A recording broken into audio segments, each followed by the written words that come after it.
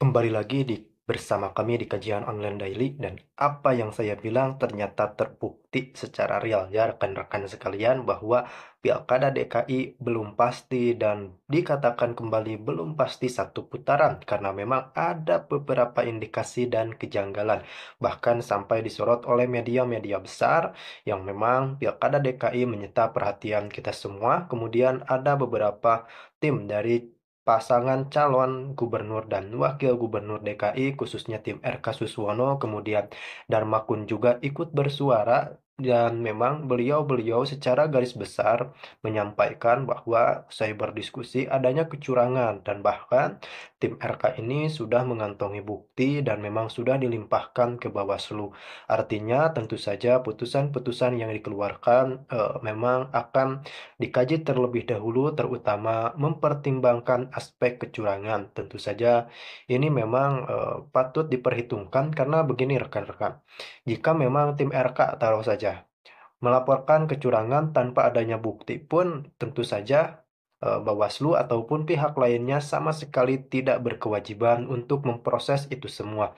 Namun ketika ada bukti yang nyata, kemudian ada dokumentasi, kan yang paling sulit dimentahkan adalah bukti dokumentasi. Artinya ini tidak rekayasa dan memang ada pakar-pakar juga dilibatkan untuk bahwa video tersebut tidak melalui proses editing atau apapun itu. Artinya itu adalah pure kecurangan dan tentu saja harus diproses. Bahkan tim Darmakun juga sudah mengungkapkan semua itu dalam sidang, kemudian sudah ada tindakan atau statement-statement tegas, salah satunya dengan tidak menandatangani hasil rekapitulasi suara. Kemudian saya rasa memang pilkada ini patut adanya evaluasi secara besar-besaran, terutama dari tingkat partisipasi pemilih pun kan menurut data yang kita terima ada penurunan dan tentu saja ini harus kita teliti dan kita cari benang merahnya apa yang terjadi dalam Pilkada DKI 2024. Melalui survei ataupun quick count. Yang kemudian menjadi tanda tanya itu kemarin sebenarnya apakah Pilkada Jakarta itu satu atau dua putaran. Kalau kita mengacu pada hasil rekap yang diumumkan oleh KPU, ya tentu saja Pilkada Jakarta itu berlangsung satu putaran, tapi itu belum final karena kita akan menunggu apakah kubu satu khususnya katanya itu akan mengajukan semacam sengketa hasil pilkada ke Mahkamah Konstitusi.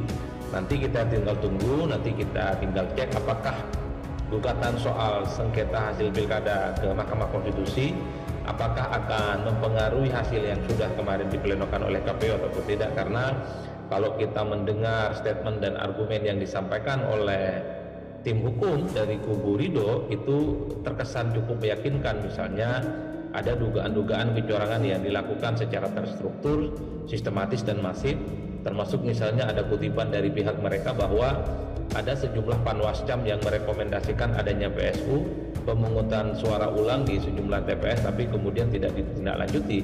Hal-hal yang semacam ini tentu akan kita lihat dalam hitungan hari ini, Senin, Selasa dan Rabu adalah batas di mana misalnya pihak-pihak tertentu yang merasa tidak puas, merasa kecewa dan merasa dirugikan dengan proses penghitungan sepanjang pilkada ini bisa mencari keadilan, yaitu di Mahkamah Konstitusi.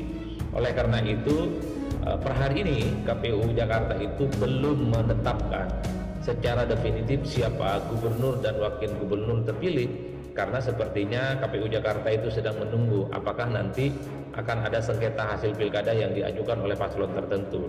Jadi yang kemarin itu hanya sebatas penetapan hasil rekap yang melalui penghitungan secara berjenjang dari tingkat TPS, kemudian kecamatan, kabupaten, dan provinsi. KPU juga belum menetapkan yang secara definitif siapa gubernur dan wakil gubernur terpilih, yang saya kira itu sepertinya sedang menunggu apa yang akan terjadi di proses Mahkamah Konstitusi, karena kubu Ridho mereka sedang mengumpulkan bukti-bukti yang menurut mereka sebagai instrumen untuk menggugat betapa Pilkada Jakarta itu misalnya dilakukan tidak transparan, kemudian menganggap itu tidak profesional dan penuh dengan kecurangan-kecurangan. Tentu tinggal kita cek apakah tuduhan yang disampaikan itu valid, apakah bisa dipertanggungjawabkan, apakah bukti-bukti yang disampaikan itu nantinya juga akan mempengaruhi hasil yang sudah disepakati dan ditetapkan itu. Menurut mereka itu cukup membuat bagaimana tingkat golput atau tidak kehadiran yang kemudian mempengaruhi dan cukup merugikan kepada mereka. Yang kedua, misalnya juga mereka mengungkap, misalnya ada sejumlah bantuan sosial ataupun politik yang berbasiskan logistik di sejumlah tempat, salah satunya di Kepulauan Seribu, yang menurut mereka juga akan dijadikan sebagai syarat, sebagai cara untuk mengajukan kepada Mahkamah Konstitusi, termasuk Ya. misalnya ada dugaan Panwascam yang merekomendasikan sejumlah pemungutan suara ulang di sejumlah TPS, tapi itu tidak dilakukan. Jadi hal-hal yang semacam ini nanti akan kita tunggu apakah data-data dan bukti-buktinya itu bisa dipertanggungjawabkan atau tidak. Tapi kalau melihat statement dan keseriusan tim hukum Ridho, sepertinya mereka cukup serius ya, meski dalam banyak hal untuk mengungkap kecurangan dan kerugian terkait dengan pilkada selama ini memang agak rumit. Nah, kalau di Jakarta ini terjadi bisa diungkap, ya ini akan menjadi sejarah bagaimana pilkada itu soal kecurangannya bisa diungkap, salah satunya di Jakarta.